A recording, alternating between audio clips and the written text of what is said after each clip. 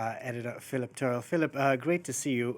Talk us through the aim of this meeting in Paris today.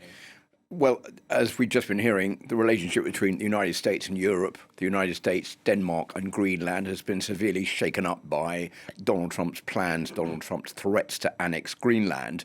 And I think that what Mette Frederiksen and the Prime Minister of Greenland, Jens Frederik Nielsen, want to obtain today is two things. First of all, a show of strength within the European Union, and also an engagement by France to help them understand or make Donald Trump understand that there are a series of red lines that the United States cannot cross. And the main red line is, of course, the annexation of Greenland by the United States. France has been one of the most outspoken critics of what Donald Trump was attempting to do. And I think there's a feeling in Europe that the only way to stand up to Donald Trump is to show a united front, and all this pandering towards him, the flattery that he likes, is not going to be enough to stop him doing what he really wants to do. And the only way to stop that is to stand up as one and say, no, you can't do it. And that appears to have been the case because Donald Trump has gone back on his threats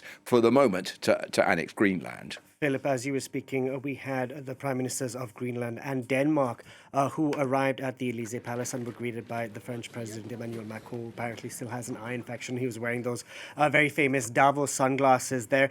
Now, let's talk about the elephant in the room, the man who isn't going to be at this meeting, Donald Trump, because it seems that last week following that meeting in Davos, the issue over Greenland had been sorted according to Donald Trump and NATO Secretary General. But apparently Paris, Denmark and Greenland don't think it has been sorted. There is a feeling definitely that this could come back again to haunt the European Union, haunt the Danes and haunt the Greenlanders. Okay, Donald Trump appears to have pulled back for the time being, but the bottom line, Delano, is that the United States still wants to take control of Greenland. This has been on their list of things to do all the way through this second term of Donald Trump, and even before that, back in 2019, he was saying the United States needs Greenland. Remember that visit just a year ago by Donald Trump Jr. with Charlie Kirk. There was another visit which took place by J.D. Vance last July.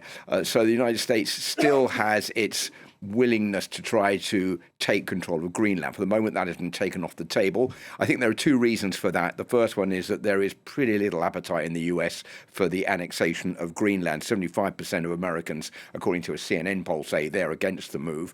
And also in Greenland itself, there's no appetite for for the Greenlanders to join the United States. Only 6% of Greenlanders say they would favor being part of the United States.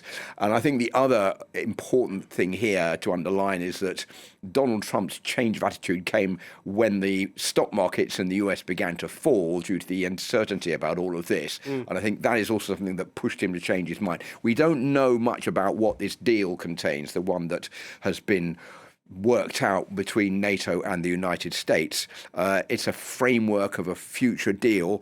There are maybe two axes on it. One is development of NATO in the Arctic, and the second one, total access of the United States to Greenland. But under a 1951 agreement, they already have that. So it's a way of trying to take Donald Trump's attention off Greenland, but I think there's definitely a feeling, and that's why we've seen this meeting yesterday in Germany, in Hamburg and Berlin, and today in Paris with Mette Frederiksen and Jens Frederik Nielsen, to show, yes, we are still together on this, and yes, there are red lines that the United States must not cross.